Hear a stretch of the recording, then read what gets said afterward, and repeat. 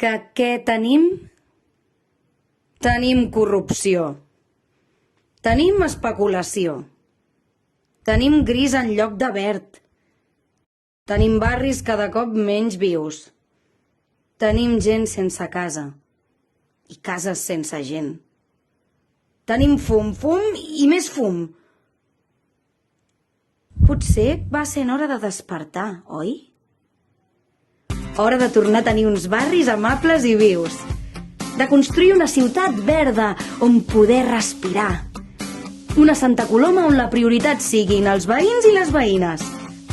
On tothom vegi garantits els seus drets i necessitats bàsiques.